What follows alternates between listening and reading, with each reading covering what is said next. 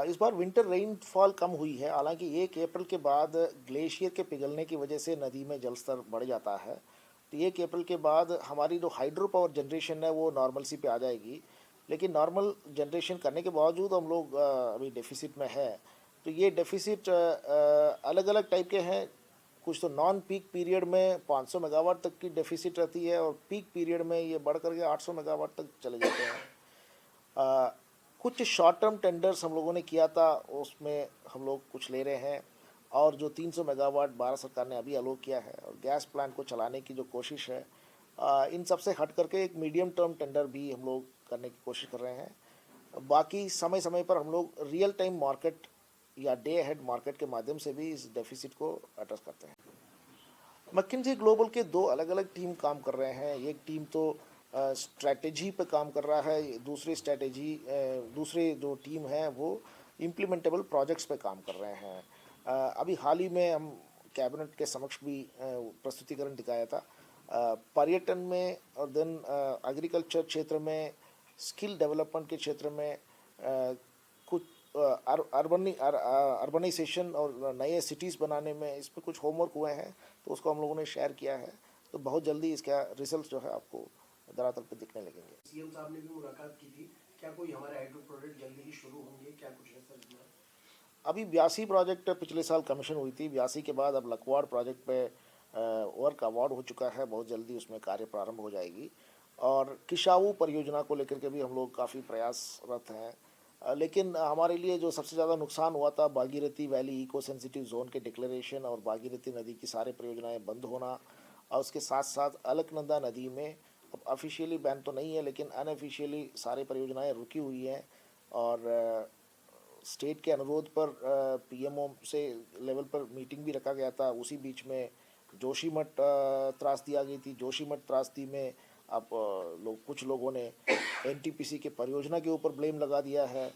ये सब चीज़ें भी हमारे स्टेट के लिए ओवरऑल नुकसान में जाता है, क्योंकि जो पीएमओ लेवल पे मीटिंग होने जा रही थी वो जोशीमठ त्रासदी के बाद वो मीटिंग जो है पोस्टपोन कर दी गई है। तो इसलिए मैं सभी प्रदेशवासियों से भी अनुरोध करता हूं कि यहाँ जो भी घटनाएं घटती है उसको तुरंत जल विद्युत परियोजना के ऊपर हम लोग ब्लेम न करें, और कल को जो है हम लोग प्रदेशवासियों को बिजली देने के पोजीशन में नहीं रहेंगे। Uttarakhand investment and infrastructure development board, इसका गठन स्टेट के इकोनॉमिक हिस्ट्री में एक बहुत इम्पोर्टेंट कदम होगा। और इसके परामर्शी विभागों से वेटिंग वगैरह हो चुकी है, और हम उम्मीद करते हैं कि इसी विधानसभा सत्र में उसको, चूँकि एक्ट के रूप में आएगा तो विधानसभा में लाना पड़ेगा। इसी विधानसभा सत्र में हम कोशिश करेंगे कि लाएं। ये Uttarakhand infrastructure and investment board में खास तौर पर हम पीपीपी प्रोजेक्ट्स को और उसके अलावा स्पेशल पर्पस व्हीकल बना करके जिन प्रोजेक्ट्स को हम लोग फास्ट ट्रैक मोड में करना चाहते हैं, उन सब के लिए ये फ़ायदेमंद होगा। ये पंजाब और गुजरात दो राज्यों ने ऑलरेडी बना रखा है। अब इन दो राज्यों के जो बोर्ड्स हैं उनके पास इतने जो है धनराशि सृजित हो गई है, वो स्टेट के अन्य इंफ्रास्ट्रक्चर वर्क के लिए भी फंडिंग करने के पोजीशन में है। तो हमारा भी जो विज़न है वो यही है कि ये बोर्ड इतना सक्षम हो जाए कि भविष्य में हम बड़े इंफ्रास्ट्रक्चर काम के लिए जो धनराशि की आवश्यकता है वो इस बोर्ड की आमदनी से वो मीट आउट करें। आज की डेट में और किस तरह से यात्रा के लिए हम जोशीमठ को तैयार कर रहे हैं? देखिए, जोशीमठ में अभी दसाव पिछले कुछ दिनों से कम हुआ है, और जो पैकेज को लेकर के जो बिल्डिंग का मुआवजा है ये डिस्ट्रीब्यूशन भी शुरू हो गया है। और भारत सरकार को जो पैकेज की डिमांड करनी है वो डिमांड हमारी ऑलरेडी जा चुके हैं।